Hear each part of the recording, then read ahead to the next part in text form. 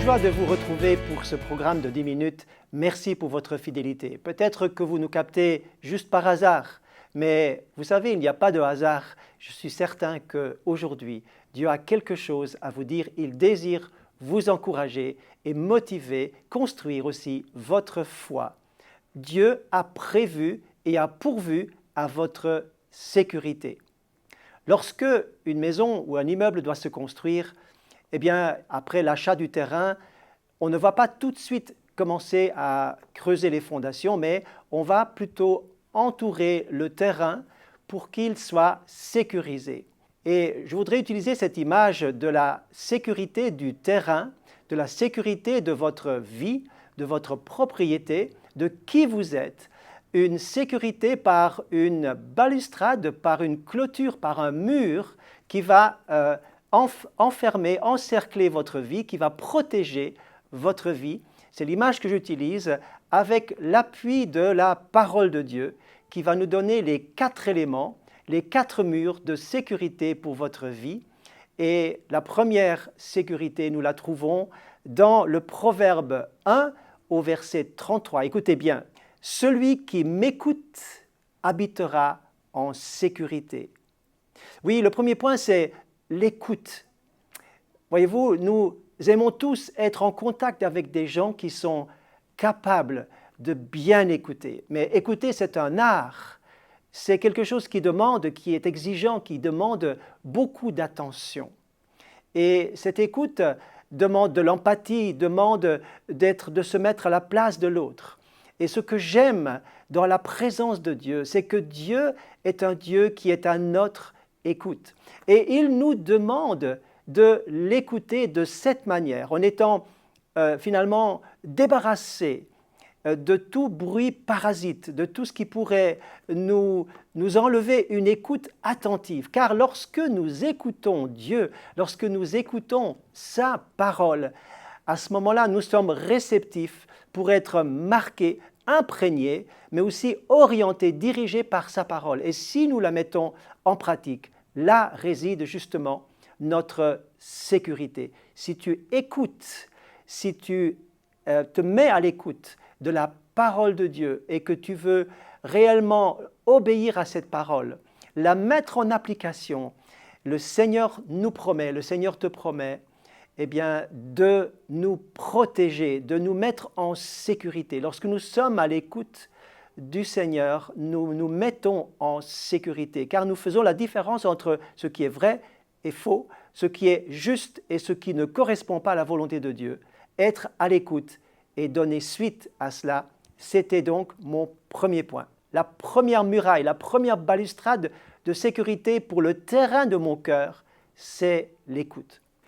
La deuxième pensée, je la trouve dans le Deutéronome, donc le 5e livre de Moïse, dans cette merveilleuse parole de Dieu, remplie de sagesse pour nous aujourd'hui, qui nous dit ceci, au chapitre 23, verset 15. « L'Éternel ton Dieu marche au milieu de ton camp pour te protéger. Ton camp devra donc être saint, afin que l'Éternel ne voie de chez toi rien d'impur. » Je ne sais pas comment résonne ce mot sainteté à votre oreille, dans votre cœur, de votre expérience de vie. Le mot sainteté n'est pas un mot religieux. Cela fait partie réellement du vocabulaire biblique, bien sûr, mais aussi de la nature de Dieu. Dieu dit « Soyez saints comme je suis saint. Tendez vers cette perfection, vers cette sainteté, cette pureté, car c'est cela que j'attends de mes enfants. » Saint veut dire être mis à part pour un but, mis à part pour le Seigneur.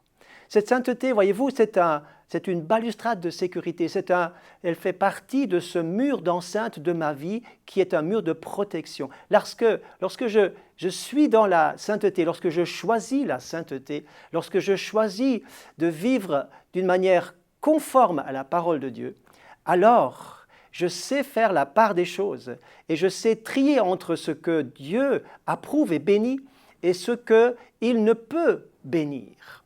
La sainteté est vraiment la marque du chrétien qui veut marcher selon sa volonté. Et sans la sainteté, nul ne verra le Seigneur. Ne l'oublions pas. C'est donc un message encourageant, c'est un message sérieux, c'est un message qui porte en lui-même cette vie éternelle et qui assure la protection. Je rappelle encore ce verset. L'Éternel, ton Dieu, marche au milieu de ton camp pour te protéger. Pour te protéger. Ton camp devra donc être saint.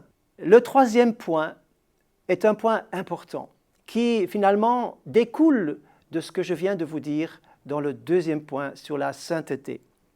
Et je lis à ce propos le psaume 25 et le verset 21. Très court texte qui nous amène dans ce troisième mur qui va être élevé pour protéger ma vie contre les intrusions du voleur, contre finalement tout ce qui pourrait détruire et affecter ma vie dans le sens négatif. Psaume 25. L'innocence et la droiture me protègent. Un jour, il y eut un tremblement de terre. Et dans une rue, toutes les maisons qui avaient été aussi prévues pour résister dans un tremblement de terre avaient tenu bon, sauf une maison qui était grandement fissurée et dont des pans de murs s'étaient écroulés.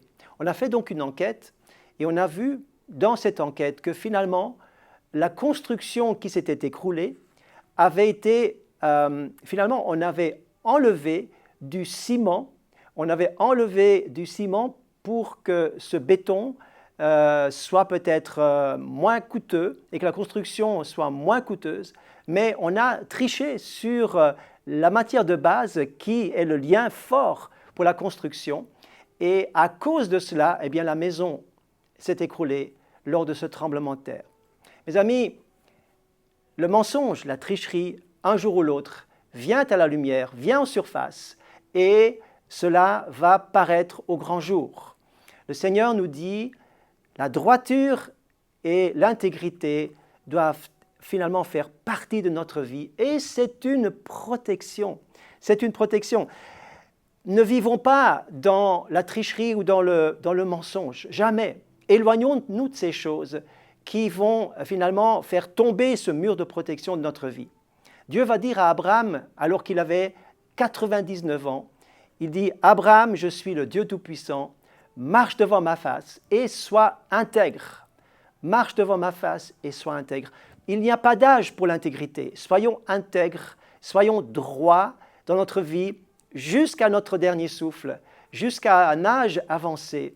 Dieu veut voir en nous l'intégrité. D'ailleurs, cette intégrité a été relevée par le Seigneur dans la vie de Job, dans la vie de Daniel, dans la vie d'autres hommes et de femmes de Dieu. Le Seigneur va relever cette intégrité qui est comme une valeur phare dans la vie de ces personnes et qui ont été protégées par cette intégrité. Bien sûr, ils ont été testés, bien sûr, ils ont été attaqués souvent à cause de cela, qui déplaît à l'adversaire, qui déplaît à l'ennemi, qui déplaît peut-être à d'autres personnes qui préfèrent naviguer dans le clair-obscur. Mais Dieu nous dit, la parole de Dieu nous encourage toujours à vivre et à marcher dans l'intégrité, dans la droiture. C'est donc notre troisième mur de protection pour notre vie. Le quatrième et dernier mur d'enceinte pour notre vie, pour la protection à laquelle Dieu va pourvoir dans notre vie, eh bien, c'est l'intégration dans la famille de Dieu. Je l'ai souvent dit que la famille de Dieu, que l'Église, qui est cette famille, elle est un lieu de protection. C'est un lieu de refuge. C'est un lieu de bénédiction. C'est un lieu où je peux aller pour trouver refuge, pour trouver l'intercession, l'accompagnement, pour trouver la protection, pour trouver l'amour, pour être finalement éloigné de la solitude, pour ne pas vivre isolé et finalement dans un temps où je suis livré à moi-même. La famille est un centre de protection, c'est un asile, un refuge merveilleux que Dieu a prévu pour votre vie. Alors cette intégration est nécessaire pour être protégé. La prière de vos frères et sœurs est une protection pour votre vie. Je termine ainsi ce message avec cette illustration par laquelle j'ai commencé. Une construction, une vie qui finalement s'élève pour avoir un avenir certain, doit être environné par une protection qui s'appelle « Soyez à l'écoute, vivez dans la sainteté, aimez et optez toujours pour la droiture et l'intégrité, et finalement, soyez intégrés, soyez finalement dans la maison de Dieu, dans l'Église. C'est là les 4 lieux de protection. Soyez bénis et au plaisir de vous retrouver une prochaine fois.